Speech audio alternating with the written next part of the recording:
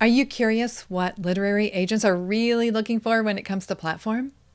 Or are you sharing a little bit about some of your books, big ideas on social media, and you're a little worried that maybe you're sharing too much and it might jeopardize the interest the agents have in your project? Are you wondering what to really focus on when crafting your book proposal? Well, I have literary agent Lucinda Halpern on the show today, and this conversation is packed with ideas for how to get your book noticed. I'm Ann Kroeker, writing coach, and on this show, I help writers improve their craft, pursue publishing, and achieve their writing goals. Today, I have New York-based literary agent Lucinda Halpern on the show. Lucinda Halpern is a literary lecturer and PR agent with over 15 years' experience on both the corporate and agency sides of publishing.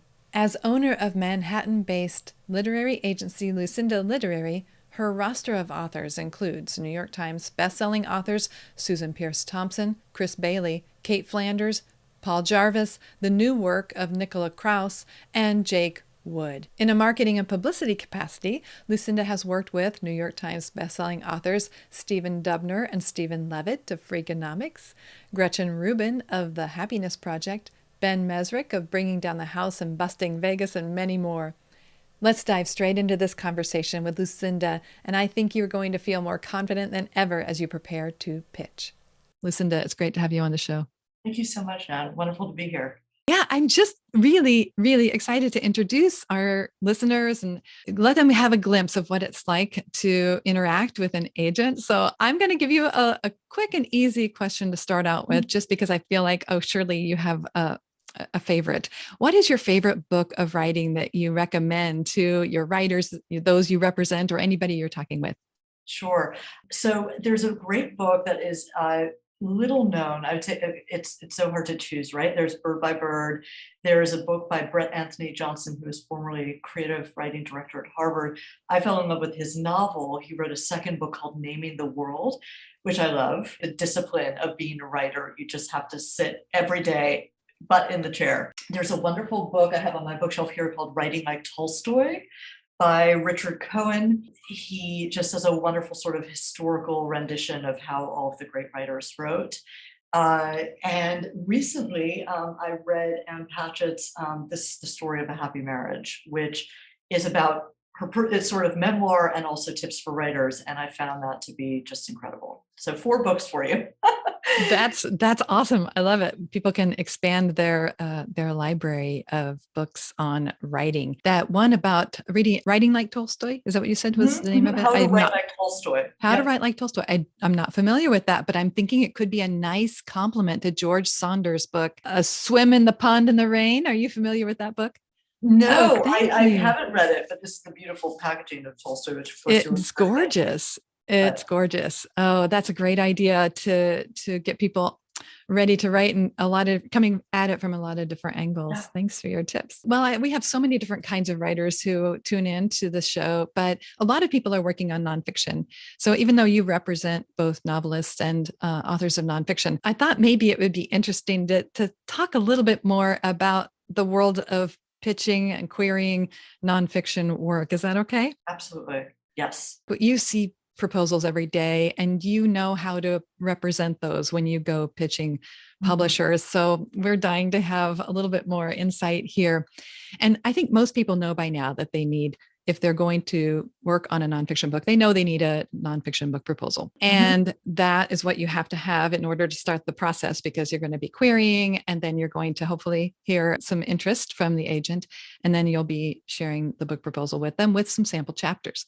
So again, here's a simple question, but how many sample chapters do you like to see in a proposal? So interestingly enough, most nonfiction book proposals we've sold have been without sample chapters. What? Which is like a sort of like, it feels like an embarrassment of riches that we that we've been able to do that, because that overview, which we can talk more about, is just so important. And the crucial decision makers who are deciding whether they buy a book or not are not often reading all of that sample material for something like a business book or popular science book or health lifestyle book.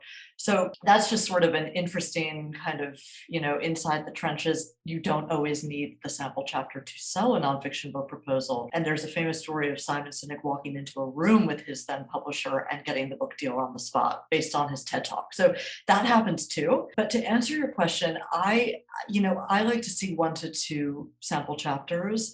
And what I don't like to see is someone who sends me their entire manuscript, especially in the category of business or prescriptive nonfiction. I don't know what to make of that as an agent right away, because I'm really looking to develop something from the ground up with someone. And so much is going to change about that later manuscript after we do the roadmap together of the book proposal. So light on sample chapters, I would say, and really spend your time on that overview and that bio and that marketing section, the other pieces. Which a lot of the writing style and the writing voice could come through in those places and should come through in those places, even as they're pitching the concept itself. So Yeah, they should get exactly. an idea of how you write by looking at that if you've done it well.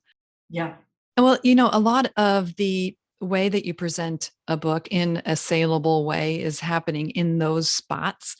Do you have any ideas or tips that they can start to begin thinking about their big concept, their big idea for their book, and how to best present that? I mean, that's Yeah. kind of asking a lot. No. I think what's most instructive sometimes is to give an example. And I noticed that you had one of our beloved authors, Ron Friedman, on your program, and I recommend that anyone listening to this go back and listen to his segment on decoding greatness. So what Ron does so well is the elevator pitch for his book. So, I mean, I can recite it for you. It's that we've all been taught that there are 2 paths to greatness: practice and talent, but it turns out that there is a 3rd path that we don't know about, and that's the subject. It's called reverse engineering, and that's the subject of his latest book, Decoding Greatness. So that is so succinct. That is so surprising in its thesis. And it's something that an editor or an agent can just get behind and say really quickly on the phone and elicit interest. So when you're thinking about your big idea, I actually sort of counterintuitively suggest that you begin small. What is the most surprising element of what you have to say? So, here's a sign that you're onto a big idea. It hasn't been done before. And they say in the music industry, for instance, that no hit song is a new song, right? It's always it's a different spin on something popular and proven. Extremely similar in the book world. So that big idea should have sort of a landscape of popularity, of hunger around it. And then you present your unique pivot. Tell me what you mean more about that hunger around it. Say more about that. So again, I can give another client example of that. If there's something that is, it's a trend, right? It's really like the simplest way to think about it is a trend. And publishers are trend casters. They're futurists. They have to think about books from the perspective of what is going to sell when the book publishes in 2 years, and then for 5 years after that, because they're interested in books that backlist. So ones that have that perennial potential. So writers should be really savvy to what are the sort of trends that are happening in the media or on podcasts or Netflix series. Cults, for instance, like I represent a cult memoir. Why was I interested in that writer? Because it was a very fertile category and there were readers who were hungry for this kind of content. I represent Kate Flanders, as you mentioned. She wrote a wonderful bestseller called The Year of Less. When she came to me with her idea, we were just at sort of like nipping at the heels of the trend of minimalism. And we could place her book idea in that category of there's this new generation and they're all interested in being minimalists. And there's this hashtag about van life. And, editors love to see sort of things like that speak to the trends of the day. So then that points to comps. It's got to be a lot of deep looking into comps, because the comps, and for those who are listening and don't know what I'm talking about, comps are what? You can tell them. So comps are comparative titles or competitive titles, however you define it. Really what editors and agents are looking for in comps are ones that have published in the last 2 years with a number of Amazon reviews and within a ranking of 10,000. So in an ideal circumstance.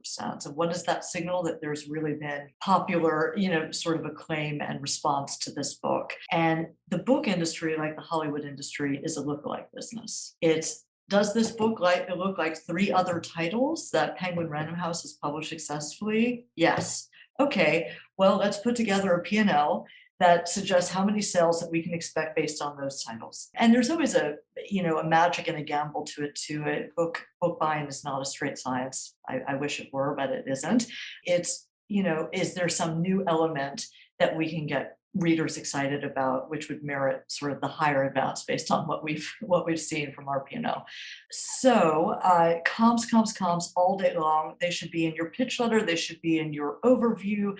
They should be in your elevator pitch to an agent. Everyone gets more excited when they are anchored in the bestseller that your book could be. So even though the bestseller may be by a person who's established, they're already famous, if you were writing in the world of fantasy and you cite the Hunger Games, that's not, you're saying that's okay? Because I know a lot of people are advised not to. Okay. Yeah. So my advice is to really be, it's a combination and it is an art. You should try to find titles that are popular, but not like Brene Brown, not Glennon Doyle, because if you're starting out and you don't have that kind of platform and you haven't published before, it's really hard to make that case to a publisher or an agent. So really just go by, this is what editors do too. They go into Amazon and they search the keywords that your proposal has and the key themes. And sometimes they find books that they're not even familiar with that seem to have really performed. And then they dig around, they do their research. If you're really well read in your category, which is one thing I wanted to emphasize to writers who are listening, if you're not reading, you shouldn't be writing. Like, you need to be well read in your category to prove why your book is different. So you want to dig around and you want to sort of use comps to prove your unique sort of slot on that shelf. So if there's something unusual about some element of your book and you're in a certain genre, but there's another book it can be fairly well known, and something about the structure or its approach is an easy way to quickly, with shorthand, explain something about your book. Is that going to create confusion because it's outside your genre, or is that going to create clarity because you've given an easy way for them to picture what is happening in this element of your book? I say the latter. I think that's like a wonderful thing to do. I encourage that writers in their pitch letters be really specific about the characteristics that are similar. So if you're going to use Glennon Doyle's Untamed, which every memoir writer comes to me saying, I'm going to be the next Glennon Doyle, then you really should have sort of the evidence for why. Like, I'm going to tell my book in the format of, or I share a voice with, or, there have to be other more specific characteristics than just saying my book is going to be hers. The other thing that's sort of surprising about comps is that you can use other media forms. So I personally, and editors love this as well, love to see, based on the success of the podcast XYZ serial, I've developed a fantasy series that is in the same genre, or based on the success of all of these Netflix series X, Y, and Z, because readers are digesting content across formats, right? That was another point I wanted to raise with you on the marketing front about can't just think about book readers anymore. In the same way, think about comps expansively. It's suggestive of that hunger that we were talking about. What are people looking for most in content? It needn't be books specifically. That's really good. And that's very applicable. I mean, they can take that, that's actionable. They can put that in there, put that in their proposal. And I loved how you said to pepper the comps throughout the document. That's a great tip. Yes. Thank you for that. So when they're looking at their comps and they're in the comps section, trying to highlight these books, how many should they spotlight? So if you're in your overview, I would say 2 to 3. You don't want to overwhelm, right? Then an editor's focus is all over the place. And in the actual comp section, you could aim for more. You could aim for 5 to 6. But again, using that all to say, here's why mine is similar but different. Yeah. I have a template and I have a whole training program, and that is exactly how I have it set up. And just really clearly, it's similar in these ways and different in these ways. So I think that's aligning with what I've been hearing. I'm so glad to hear you confirm it. Yes. And I think that marketing thing, that gets me thinking about the big word that every author gets frustrated with, but is inevitable. And that is platform. And how we need to be able to present to you, an agent, and then you would then in turn show that to the publisher, platform numbers. And you talked about a P&L. Some people might not know what a profit loss is. If you can just quickly explain that, just to clarify that. Sure. No, it just means that they're actually running a sort of spreadsheet in-house, the editors who are thinking about acquiring a book, for what can they expect to profit on this book, and then what are the expenses associated that they can lose. And then that net number comes out with what they're able to offer. And So what kinds of things are they plugging in to that? for profits, it would be really it would be sales. Whether you're thinking book sales or whether you're thinking subsidiary rights like foreign licenses that they've sold against the book and audio rights.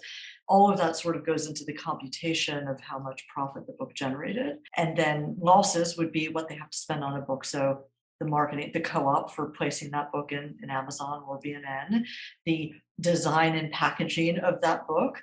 It'd be interesting. It's like I'm spitballing here, as a business owner myself, I know what a P&L is, but I haven't actually looked at editors don't give agents access to their P&Ls. So I'm just, sort of imagining what those things could be that they're looking at. Well, I would assume that part of it would be the platform of the author. So based on the numbers I'm seeing here, they probably can move this much product. Yeah. But based on the email list or their reach on social media, or maybe they have an asset like a podcast, which, we're on right now, something like that. So I think that's probably enough for them. We don't need to get into the weeds on a profit and loss statement or the process, but I am thinking it's maybe a segue to talk about platform Mhm. numbers, and then how they might then also think about leveraging some of that for their marketing of the book and other marketing efforts that are unrelated to their Yep. platform. So Yep. let's talk first a little bit about platform. Yep. If you're willing to, would you just tell me a number? Like, I know nobody wants to get hemmed in, but like, when can an author know that he or she is ready to come to you with her query, with a pitch, whatever opportunity they have with you? Where do their numbers need to be before you can even take a look? You're going to get different numbers from different agents. I also like to say that it differs for category and for the particular author that you are. So someone who's a PhD or a doctor or a finance professional or a psychologist,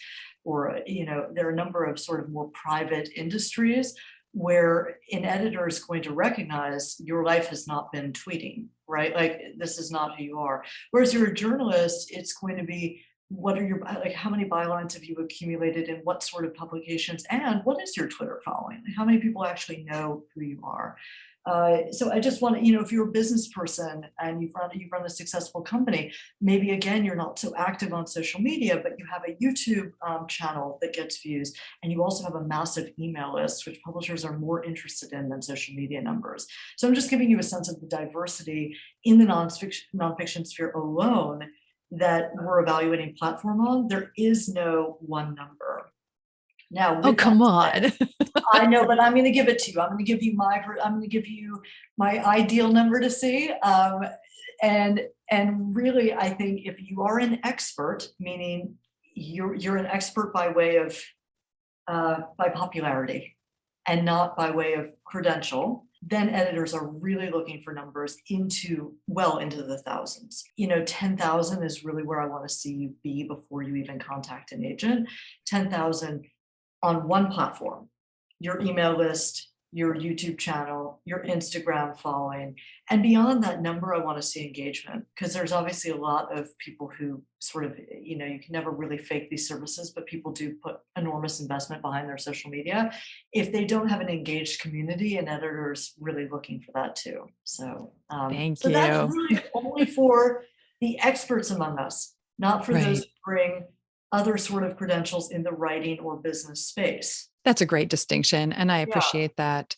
How about novelists? Just briefly, do you feel like that I'm hearing more and more they need some sort of reach into readership? Yeah. Yeah. Where do you stand on that? So, I mean, every writer, as you know, Anne, we offer a number of events and courses, and every writer comes to us with the marketing question, right? Like, it's always, I'm starting out, or I'm concerned I don't have the numbers, and how do I get there? And these are novelists as well as nonfiction writers. Novelists need to focus on getting their writing out there, their voice in their writing. Is it beneficial if they bring an Instagram platform 25,000 people? Yes. Is it necessary? No. Their work is evaluated really on the page. You could have a complete unknown come out there and be the next darling of the literary world. That's how many successful novels are born. So it's not a metric that is as important in fiction. Very helpful. Very helpful. That's very clarifying because I think, we're hearing some trends in the other direction, but this is really reassuring. So when a nonfiction writer is trying to work on their big idea, their big concept, you did a couple of things. One of the things you said was that you like to develop the project with the author. So now we've got this confusing, I think, not knowing when to come to you if they have the idea, but if it's not ready because you're going to work with them. Tell me what that looks like if you're going to be developing a project that they've already developed, or should they come to you at a different point? So honestly, if you're going through the proverbial slush pile, the inboxes of agents you're blind querying, you should have as much of that material developed as possible. Like, I don't really want to receive a query letter about your book idea, and then you say to me when I request it, I don't actually have a book proposal. However, if you're referred by an author in our network, which is really how the majority of agents are finding their clients, which is why I always say, get that 6 degree of separation connection to an agent, just because there are so many blind submissions coming at you. Better to have, a step up if you can. So if someone is referred to me and they just have an excellent sort of profile and they have the germs of a big idea, I will not require that they have a book proposal already developed to take them on. Is it a bonus, especially when my pipeline is really full and I just need to sort of be thinking about how I can work with that person effectively? Yes, always better to have the book proposal, but I'm going to tear it apart. I love it. A ruthless editor, love to get my hands wet. Everyone on my team at Lucinda Literary is. It's like why we got in this business. And, we're trying to work and collaborate with you on what does the market want? How do we make this the most commercial? Usually that's a really wonderful sort of asset that agents bring. Absolutely. If a writer can kind of just let go of their babies, like, the darlings, and let you work Yes. on finding what's really working, hone it down, man, you're going to position them for success. That's exciting. So if somebody's trying to get that 6 degrees of separation from themselves to an agent, and they're living in the middle of nowhere and they have an opportunity, which is social media, they can connect by following and liking and interacting in the comments of something that somebody like you might create. I know you're very active on social media, almost all the channels, all the big ones. If they do that though, I know a lot of writers, I work with a lot of writers as clients, and they're like, oh, I feel so silly doing that. I Sure. give them, No, I give them an answer, but you give them an answer. It was on my list to bring up. And just a note on social media, I am as social media phobic as they come. And the reason that I recently forayed into that is because that and building an email list and really going through this arduous process of learning how to market is what's going to help me guide my authors better in that way. So I'm like learning this step by step on the ground with writers who are doing the same.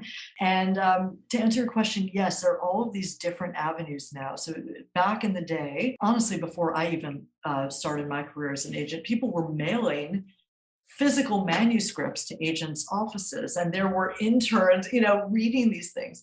And now we're in an email world. Like, you've got to capture people with a subject line. So if you can't break through someone's spam filter or gatekeeper or, agency slush pile, absolutely you should turn to social media as a way to sort of short pitch your book. Is it uncomfortable to do it publicly in an Instagram comment? Yes, but like, what do you have to lose here? The business of writing is business of rejection, and you've got to sort of get out there and swallow your fear. And if you believe in your book and know it will find a home, there is no avenue you shouldn't try. My assistant gets LinkedIn messages with people, hey, can I, query this? And when that happens, I'm about to face a flow of LinkedIn messages from out of this podcast. But when that happens, she comes to me and says, do we know this person? Do we want to look at this? Right. So it's a good way in. And you and I connected through Instagram. So this is a great way to find contacts. Another way, if you literally cannot think of a single author friend to ask, can I get a conversation with your agent? You could write an author you admire, not the Tom Clancy's of the world, someone who sort of has a lower profile, but a book that you love. and you could get into a dialogue with that person, and at the right moment, you could ask for an introduction to that person's agent. I know that these are sort of tougher strategies for new writers starting out, but as an agent, this is what we do all day long. We hustle, we network, we're tenacious as hell. That's how I, suggest writers behave as well to get their work published. There's a lot there. And I know there will be some shy writers who feel like that just feels so Hard. invasive, maybe, and they feel funny about doing that. But you framed it so well. The belief in your project, like do whatever you can to get it out there. And I'm thinking if you can articulate it in that one sentence, that elevator pitch or less, really it's the hook. If they can hook you, Yes. then that's actually good practice. Even if the person shows no interest, you actually are practicing your hook over and over again, which is also a good skill. Yes, that's exactly right. Even in the So closing of a query letter, I'm sorry to interrupt you for a minute, but I know that writers are always interested in like, what are the errors that you see in query letters? And too often I see this sort of passive, like, please let me know if you'd like to receive my proposal. That can work if your pitch is so strong and compelling, I've got to pick it up. But if you add a sense of urgency around it, like, you're one of a very few agents that I'm querying. And so if you could let me know your reactions as soon as possible, that's one tactic for the more gentle among us. That doesn't require being invasive. Or, I have several meetings scheduled with agents. I've gotten a number of requests. On the heels of this article that just published, I think now is the time. I'm envisioning this publication. I mean, there's so many different ways to be a little more forceful in how you close your query letter or pitch than just sort of passive about it. you got me thinking about two different things at the same time. So let me see. Well, I'm going to ask about the project itself. How can we know if our project is too niche? Because I know people they like to either pack everything they know into one book and it's too big, too sprawling, but then you have them focus so much, sometimes it can get too niche because they keep hearing niche down, or niche down. Mhm, mhm. How can we know if we've gone too small? Yeah, so that's a great question. I think the first place to look is comps. Do your research. Like, what are the comps telling you? Well, there have been 5 books about this, but nothing that's ever been what I'm trying to say, which demonstrates that there's an audience. The second thing I recommend is find your personal audience. If you can't prove that audience, whether fiction or non, to an editor, and yes, platform is definitely the way we look at that, right? But I've tested this with a focus group. You don't have to put it into that sort of businessy language, but it's like the response that I'm receiving when I give events, the number one question people are asking me after I give a talk. This suggests that you have road tested your concept and that there is response. So the book writing trade, you're thinking about your reader first and foremost. You're not thinking about the story that you want to personally get out there for your own catharsis or your legacy or your mother. It's about like what readers are telling you they want. And so being demonstrative of that in your pitch to agents and editors is just so important. And I start to pay attention when someone tells me, this is what I hear time and time again in my 10 years of practicing X. So good, because this is going to lead up to a question I have about the how much are writers allowed? How much are they allowed to put out there prior to pitching a book? Because this is a huge question, comes up all the time. If I publish some articles or blog posts or podcast episodes and I basically speak essentially the same information that would be in a chapter, is the publisher going to say, well, you already published and I'm totally not interested? Or are they going to say, wow, you really validated your idea, cool, let's go forward? And talk about that a little bit, about how much is too little, how much is too much, or how to handle that whole delicate Sure. balance of. So in content generally, like you have a blog and you've already talked about this a lot, is that what you mean, versus a self-published book? Not a self-published book. I'm talking about just sort of testing your ideas. Like, how Yeah. can we test them in a way that is not basically sending the book out in advance? Or is that okay? I think that the rule of the day is like the more free content, the better. The more and one of my authors, Paul Jarvis, had a really wonderful way of putting this: teach everything you know. And I really believe in that so much. I'm sort of getting chills as I repeat it. I believe in that so much, and editors believe in it too, because again, if they see that audience clamoring for your ideas, there are so many books that are based, just a repurposing of existent content. So that's a huge draw. There's a big mistake, and again, I'm focusing on nonfiction. If you're a fiction writer, you don't want to throw your whole story out there, right? Yes. But if you are again proving the audience for your content, there is a way of repackaging it as a book. And many of those readers, I mean, the belief is, because the data is, that those who digested your content online free or in a podcast are going to buy your book.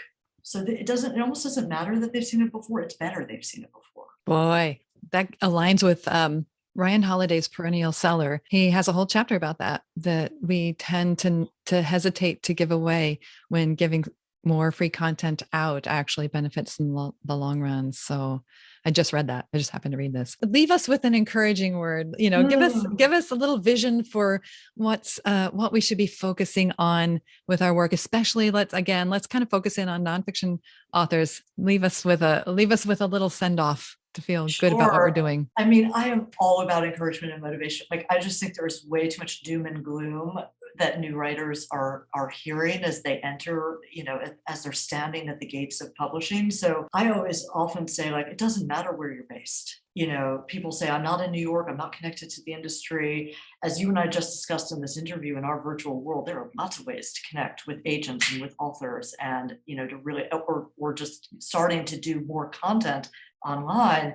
These are all ways to get your name out there. So when there's a will, there's a way. If your book is so powerful and so needed, you will find the right home for it. But before you just think that in your own head, you road test it. And that's I always say, go to your most skeptical, trusted friends, right? Like, let them kick the tires of what isn't working about your idea, and let them say to you, this isn't new, I've heard it before. What's your new spin? Like, what is additive about the literature that you're presenting to the world? So it's really that combination of, like, doing your homework first, and then once you know that it has real potential, just beating the bushes to get it out there. Thank you, Lucinda. How can people best stay in touch with you? Oh, great. So our website, lucindaliterary.com, and we have a newsletter we send every week on Thursdays. It's full of value-driven content, tips for writers, secret strategies, interviews with film people. It's all sorts of